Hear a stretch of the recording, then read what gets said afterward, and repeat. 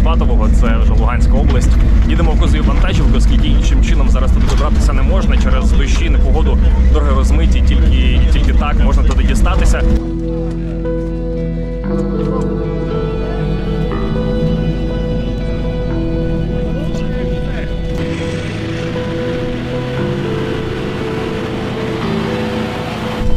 Якщо буде якесь жужжання, кажете, якщо почуєте скорше нас, і просто стоїмо, завмираємо, рухаємося, щоб він рух не засвітив. Нас, в принципі, може буде видно, але принаймні руку не буде видно. Не буде на камері сильно помітно, що десь щось, якісь рухи. Може провезе і вони просто пролетять.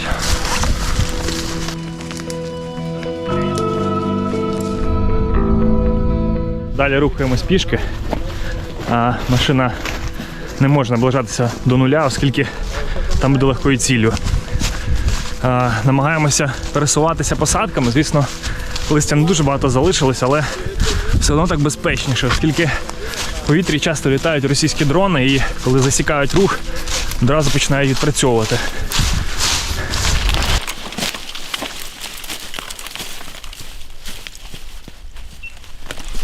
Наслідки від того, коли нас горіли крадами, це нам повезло, що вони буквально промахнулися на метрів 50. У нас позиція ось одразу за ворогом, а вони попали сюди.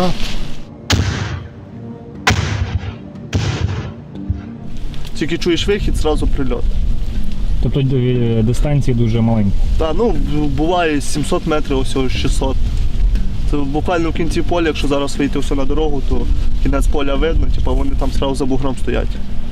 Заїжджають, потім відпрацюють пару разів, вертаються назад. Автомобільна група, там на автомобілі? Буквально тиждень тому, це ж їхня вертушка працювала теж по наших СПшках.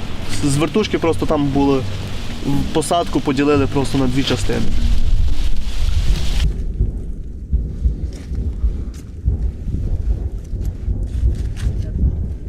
Оці бревна я поки збирав, був тричі обстріл. І тобі треба відходити далеко від бліндажу, від окопу, щоб їх нормально знайти. Потім поки ти відріжеш, і виходить довгий час без укриття. Тому це доволі небезпечно. Тут місце буквально для мене, для моїх речей і все. Як копається, легко, важко? Ні, копається дуже важко.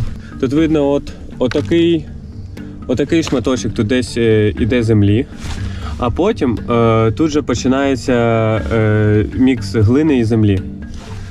І якщо земля ще копається нормально, то глина йде дуже важко. Бо ти не копаєш, ти просто так, як кіркою, лопаткою працюєш. Відбиваєш її буквально, бо вона не копається.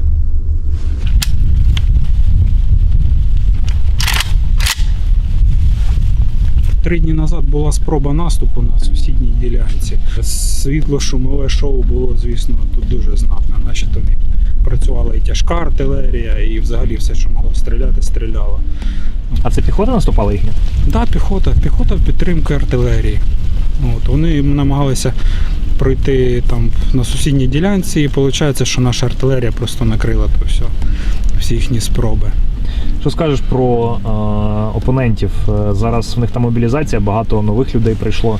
Судячи з характеру обстрілів, куди вони стріляють, вони нікуди не можуть попасти взагалі. Ті снаряди летять хто зна куди. Те, що тут було, коли ми приїхали, те, що розповідали нам наші попередники, що місця всі пристреляні. Коли почалася мобілізація, то от бачите наші позиції тут, і там поле, то фактично цей місячний ландшафт, воронки, всі справи, а у нас тут нічого. У них або перельот іде, або недоліт. Єдине, що в них виходить, яким чином нас обстрілювати, це касетними снарядами. Ух ти, блядь! Ух ти! Це вже над нами, це вже по окопі. Коротше, б'ють по нам просто капець, уже десь, певно, з півгодини чи годину, ні. То перельот, то недольот, а тут уже, коротше, по нам прям по бліндажу вже по бліндажу попало, бо посипалась земля на голову. Пережили ми обстріл, все нормально. Коротше, тут возле бліндажа от розрив, це від касети, і вон біля самого входу. ящик з банками. Розірвало насколком банку всередині. Вон входне отверстие, банку з цією солею. Там он посікло, коротше, осколками все. Як ви тут харчуєтесь, розкажи. Це як харчуємося? Сухпаї, от собі, каву робимо.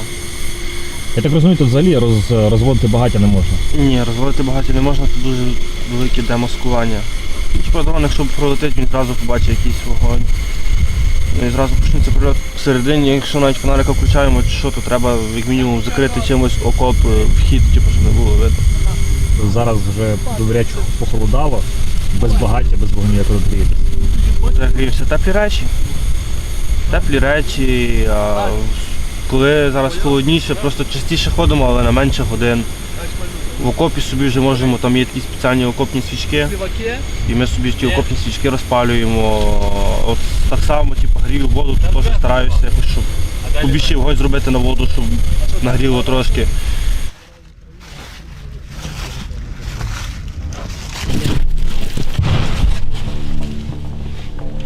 Я вибіжу.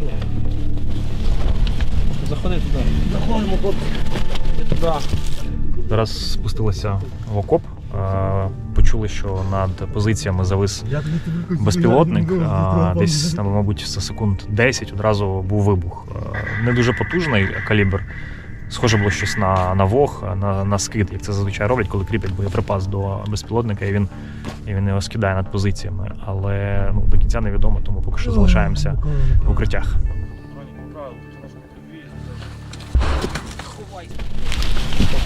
Що не чуєш, що свистить, блін? Я вже почув, коли ти почав бігти, я щось прислухався вже. Він же що говорить.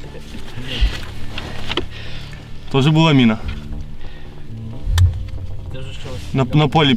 На поле прилетіло. 50 заказав хлопець. Поставив 270. Я не зразу став. Дуже близько. Файний. Ой. Заберемо мої ноги. Переважно дрон зависає і коригує просто вогонь. Вони обстрілюють так нас. Тому не треба всовуватися зараз з окопу. І слухати уважно. Зараз вже Свист. нема чого виходити. Чи прилітає, чи не прилітає. Таке безшумне, то може бути ставка.